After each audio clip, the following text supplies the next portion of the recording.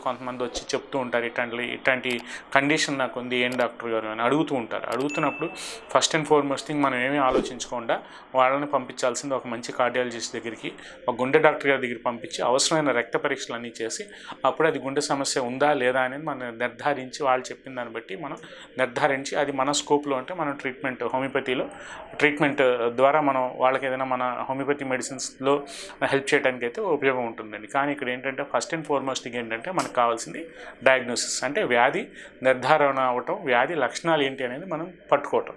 So ఇట్లాంటి కండిషన్స్లో ఏంటంటే ఫస్ట్ అండ్ ఫార్మోస్ట్ థింగ్ ఇందాక నేను చెప్పినట్టు ఈ చెస్ట్ డిస్కంఫర్ట్, రెండోది ఫోర్ హెడ్ దగ్గర బాగా కోల్డ్ స్వెట్స్, కొద్దిగా పనిచేసిన ఇమీడియట్గా ఈ చెమటలు పట్టేయటం, బాగా ఒళ్ళంతా తడిసిమైనట్టు అవ్వటం, అసలు వాళ్ళు విపరీతంగా ఎంత చెమటలు అంటే అసలు ఏదో ఒక 5-10 నిమిషాల్లోనే మొత్తం బాడీ అంతా తడిసిపోయినట్టు అయిపోతూ ఉంటుంది.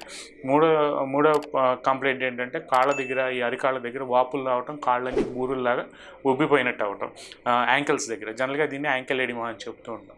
సో ఏదో ఒక పావుగంట అరగంట కూర్చుంటే వాళ్ళకి ఈ యాంకిల్స్ దగ్గర ఏమవుతాయంటే మొత్తం ఈ ఫ్లూయిడ్ రిటెన్షన్ అంతా ఫ్లూయిడ్ అక్యుములేట్ అయిపోతూ ఉంటుంది, అంటే నీరు చేరిపోతూ ఉంటుంది కింద పాదాల దగ్గర చేరిపోయి పాదాలన్నీ ఉబ్బిపోయినట్టు అయిపోతూ ఉంటాయి. సో ఇట్లాంటి కండిషన్స్ ఉన్న మనం ఏదైనా హార్ట్ ప్రాబ్లం ఉందా అనేది ఇమీడియట్గా చెక్ చేయాల్సిన అవసరం ఉంటుందండి.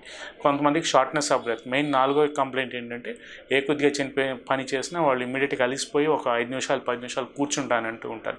సింపుల్గా ఒక 1/2 km 1 km నడిచి వచ్చినా వాళ్ళు ఇమీడియట్గా వాళ్ళకి అలసటగా అనిపిస్తూ ఉంటుంది. ఏ పని చేయలేను, నాకు కొద్దిగా రెస్ట్ కావాలి, లేదంటే నేను కాసేపు కుర్చీలో కూర్చుని తర్వాత నేను నెక్స్ట్ పనికి వెళ్తాను, లేదంటే నెక్స్ట్ నడుచుకుని వస్తాను, మీరు అందరూ వెళ్తూ ఉండండి. అందరూ నార్మల్గా నడుస్తుంటే ఇతను ఒక 500 మీటర్స్ నడిచి ఇమీడియట్గా కూర్చోవాలనిపిస్తుంది.